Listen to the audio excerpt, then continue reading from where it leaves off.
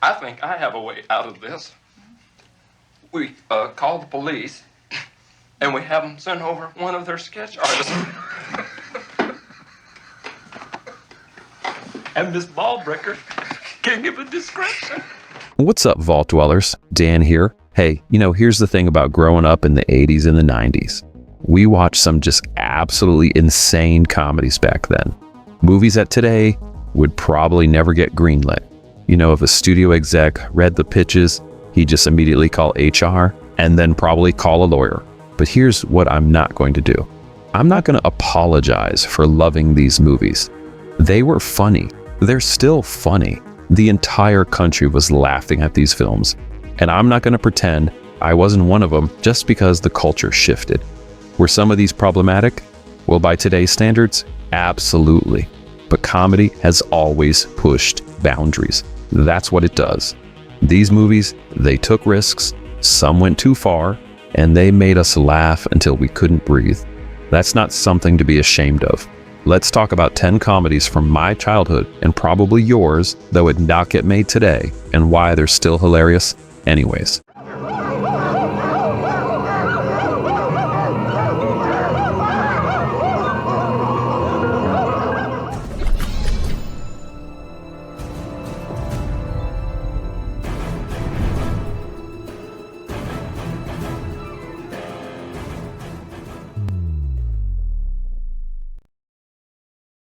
Eric, the gentleman would be delighted. His name is Jack Brown. Jack masturbates.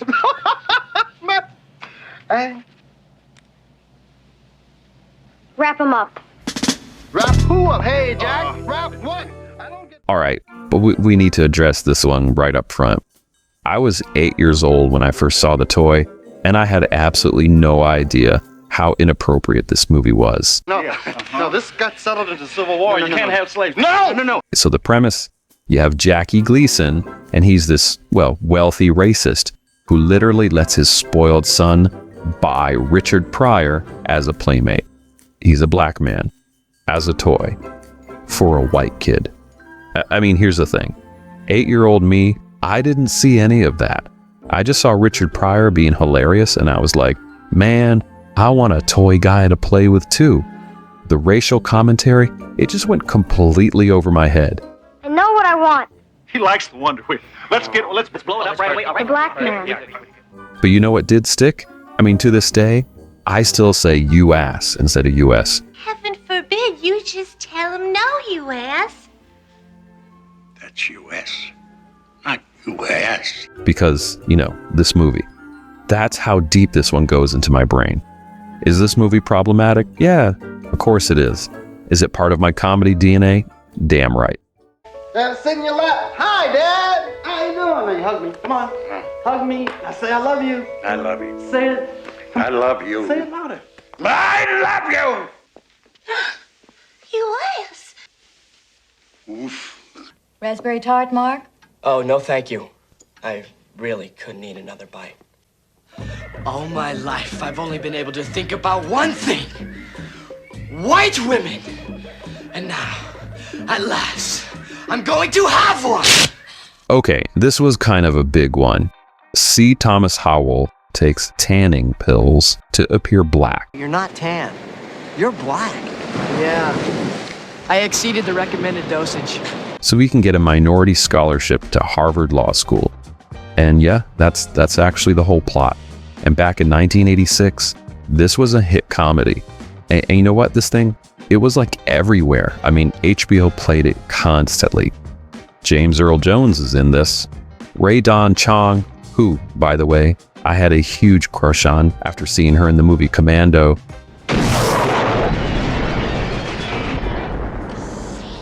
I mean, she's the love interest. This wasn't some underground thing nobody saw. It was a mainstream studio comedy that audiences absolutely loved. The movie thought it was making a point about racism for 1986. I mean, it was trying, and maybe it was a little misguided, but did we all laugh? Hell yeah, we laughed. I could really feel 400 years of oppression and anger in every pelvic thrust. I mean, obviously, this is not going to be made today, but I watched this movie multiple times, and I totally thought it was funny. It was just a different era, and this is what comedy looked like back then. On scholarship? Yes, yeah, you did. Go get my heroin and my hypodermic needle, bitch. Give me some more watermelon while you're at it. Yes, dear. White fat ass slut. What you looking at? Murder? Yeah. You and Violet and the girl Judy tried to murder me yesterday. Put the rat poison in my coffee. Oh, my goodness, I don't believe this. Mr. Hart, it was all a big mistake. You know, I was like 6 years old the first time I watched 9 to 5. Yeah, like 6. And let me tell you, I just had zero understanding of how absolutely batshit crazy this movie actually is. The workplace harassment, the whole S&M fantasy sequences with Dolly Parton, I mean, just all of that sailed over my tiny little head. You know what I did understand? The revenge dreams. Lily Tomlin as Snow White, taking out her boss.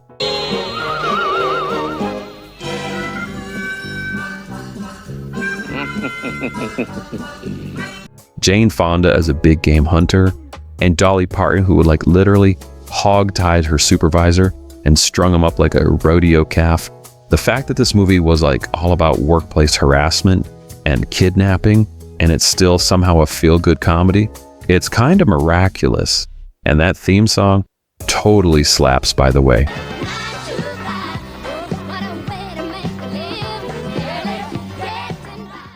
Now, there's a couple of questions that I have to ask you. They're a little personal. Have you ever been convicted of a felony or a misdemeanor? That's robbery, rape, car theft, that sort of thing.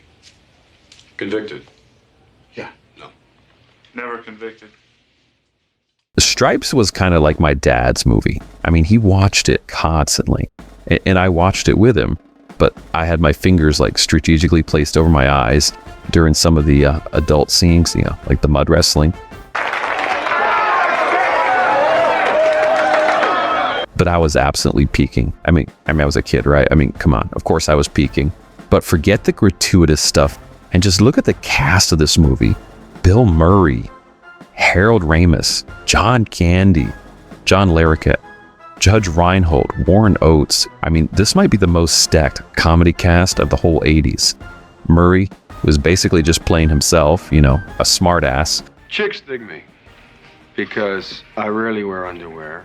Who somehow stumbles into being a hero, which, you know, that's peak Bill Murray right there. That's a fact, Jack. That's the fact, Jack! Became like my entire personality for years. The whole army training speech at graduation. What kind of training, son?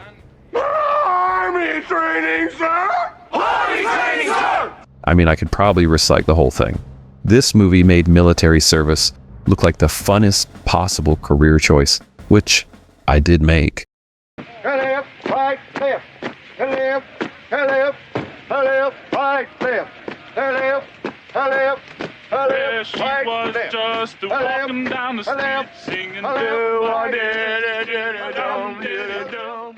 You know, like I said, these are my comedies, but what's your comedy comfort food? Like, what are the movies you loved, even if they could never be made today, you know, because they're totally politically incorrect or woke or whatever?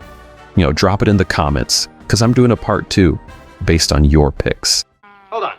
Barbara, is that the new pool man? Hey! Hey! Hey!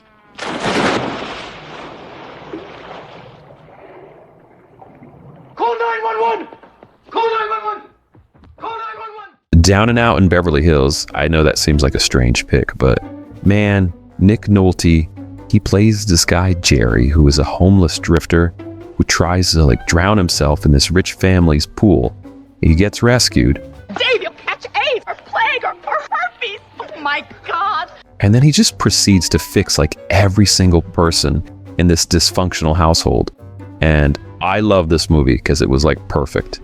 I mean, he fixes the neurotic wife. He fixes the weird son. He fixes the neglected daughter. He fixes the maid a lot. And when I say fixes, that might be the wrong word for what he does with the maid and the wife and the daughter. Look, Jerry, he got around in this movie, but that's the best part. Oh, and he even fixes the dog. The family dog has an eating disorder and refuses to eat. And then Nick Nolte cures him. The dog becomes like his biggest fan eventually. And when Jerry finally leaves, it's this heartbreaking moment. But then everybody just realizes he's part of this dysfunctional family too. I love this movie. I live right across the street from this place, but I don't get this kind of service, no, sir. 2 weeks ago, a thief tried to break in my house. Call the police. Good God Almighty. It took 20 minutes for the policeman to arrive.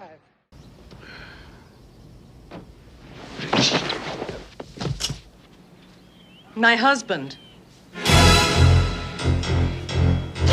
My uncle. Your what? Oh, God, that makes you... Auntie Vera? Oh. You know, I just loved like everything Michael J. Fox did. Family Ties, Back to the Future, Teen Wolf, and if Fox was in it, I was totally watching it.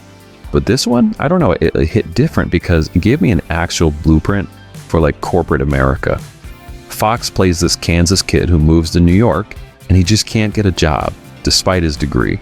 And you know what? That ain't changed today, people. But he does get a mailroom position at his uncle's company. And then he just basically invents his own executive position by stealing an empty office and pretending he belonged there. We got a problem in Midwest Distribution. What are you gonna do about it? What's the problem? The movie's message is essentially fake it till you make it. And also maybe, I don't know, seduce your aunt accidentally. Thank you.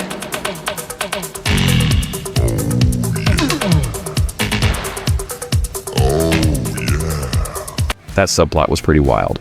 But the confidence Fox's character has, just walking into rooms like he belongs there, handling business he has no business handling, that energy shaped how I approached my own career. Sometimes you just gotta grab the bull by the horns and take the corner office, you know? Please, Lord, get me out of this. I'll go all over the world telling people not to screw the boss's wife. What are you doing in here? Feeling romantic? Oh. What's for dinner? Whatever happens with the popularity thing, you know, stay yourself. Don't change to please them. Me change? Never. That's right, I'm here. This movie is like really personal to me. I mean, really. So the plot, it's about nerdy Ronald Miller, and he pays the most popular girl in school $1,000 to pretend to be his girlfriend for a month. You know, he's just hoping that it makes him cool. Well, this is not my average opening day. I'm about to walk the cool hallway. And guess what? It totally works. I mean, he went totally geek, totally chic. He becomes instantly popular, and then it goes to his head. He becomes a super jerk. He loses everyone and everything, and then he has to try and like earn it all back. And the reason this is so personal is I kind of live this movie. In high school, I took out the most popular girl to see an Aerosmith concert with me, and she said yes. And just like Ronald Miller, I became like insta famous overnight. Suddenly everyone knew who I was, and it was so surreal. This movie captures that feeling perfectly. The intoxication of popularity, how quickly it can change you, and the total cost it has on you. You shit on my house. No. Also, I tried to teach my 14-year-old son the African anteater ritual dance for his homecoming. Now that ain't Dick Clark. My wife walked in and she just crushed that plan. And, you know, and she was right, but man, I thought that would be hilarious. Oh, Ronald. Yes, ma'am. Did I forget to pay you last week? Oh, no, ma'am. I'm here to pick up Cindy. Cindy? Yes, ma'am. Your daughter? Oh, Cindy. I am a chain belt in Kung Fu. Bruce Lee was my teacher. Watch this.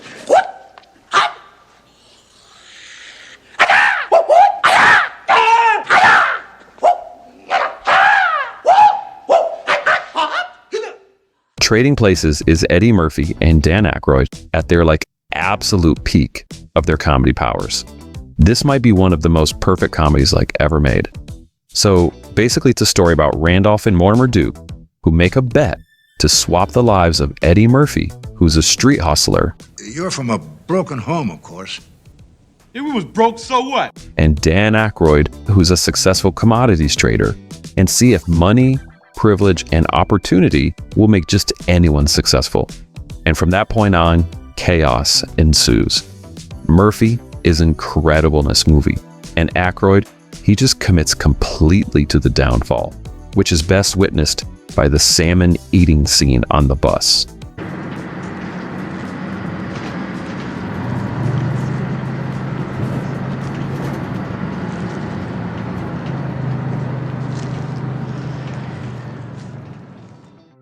And man, oh man, Jamie Lee Curtis is fantastic and just super hot in this movie. But yeah, all right, so there is a blackface scene with Aykroyd on a train, but back in 1983, this was just part of the disguise for the comedy.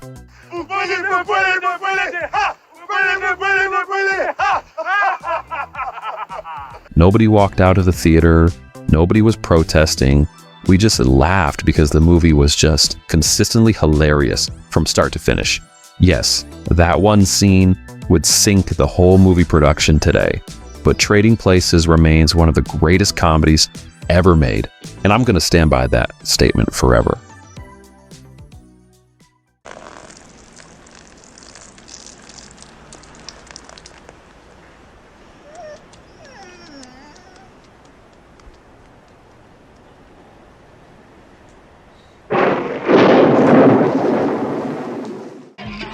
Are you sure you're ready? Yeah, come on, go.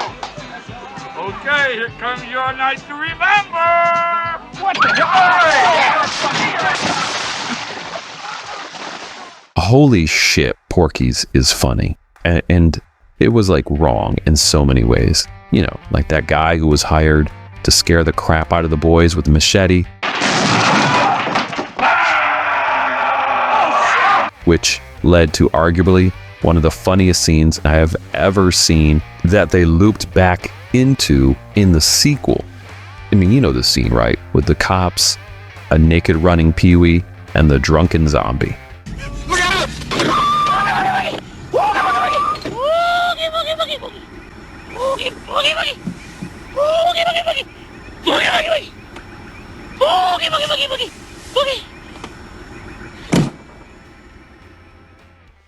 We watched this movie at sleepovers.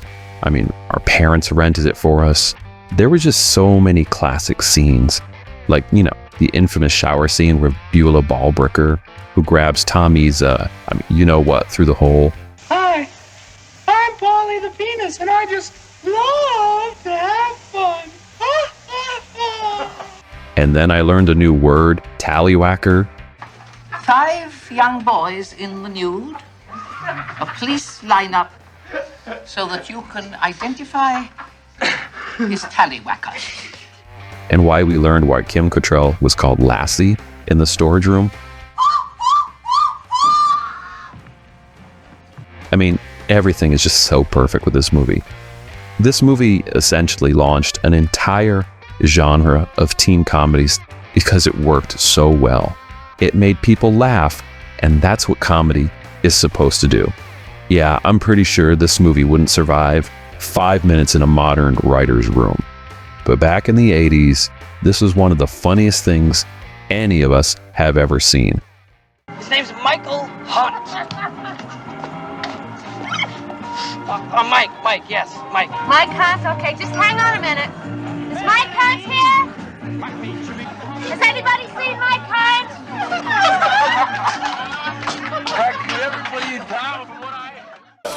You know, you could use a little sun. I'm going out again tomorrow if you want to go. Lie on the deck, catch those rays. Don't worry, I'll help myself. He's dead. That's the idea, is it? Cheers. Look, I don't care what anyone says.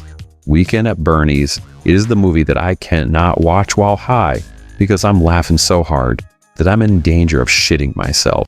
Nothing has ever come close to making me laugh this consistently. The premise is just so stupid, it's brilliant. You have 2 low-level insurance employees who discover their boss is involved in fraud. You're absolutely correct, gentlemen. This is good work. Very, very good work. Thank you, Bernie. Thank you, Bernie. And they get invited to the beach house as a reward, to get murdered. How would you two like to come to my house at the beach? But the hitman that's there to kill them, he kills Bernie first. And then one of the greatest physical comedy movies ever gets rolling, because the entire weekend, they just pretend he's still alive so that they don't get blamed for the murder. Wait a minute. What am I going to tell them? Huh? I mean, they might think we had something to do with it. And they still want to party for the weekend. It's just effing incredible. Andrew McCarthy and Jonathan Silverman, they have like this perfect chemistry as the two guys just desperately trying to puppet his corpse around. Hi, Bert. How you doing? Hold the boat! The physical comedy, it's relentless. And the sight gags, they just keep escalating. Every time you think they've exhausted the dead guy doing things premise, they find this new angle that's phenomenal. Bernie getting dragged behind the boat. Did you hear something? Bernie gets lucky with the ladies. Did everything go okay up there? Never been better. Bernie gets propped up during his own party, while people just assume he's drunk. You're all just darling. Come on, you had too much again, you big knucklehead. Come on, let's go. I mean, it's disgusting, and it's hilarious, and I've probably seen this like 50 times, and I will absolutely watch it again tonight if it's on. This is my number one. Are we doing it again today? Oh, absolutely. You know we are. Great. We'll see you later, guys. Bye-bye. Bye-bye, ladies. We'll see you later. God, is this great or what? Okay. All right, so that's it. Those are the comedies who made me who I am. I get it. They're not the most critically acclaimed. They're definitely not the most politically correct, but they're still the movies that shaped my sense of humor. The ones that I grew up on, the ones I still quote today. Now, as I mentioned, I'm going to make a part 2, totally based on your picks. So let's see what shape your comedy bring. Until then, keep it weird, folks.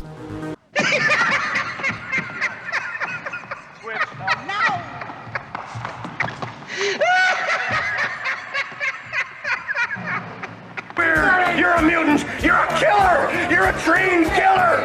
You're a lean, mean, violent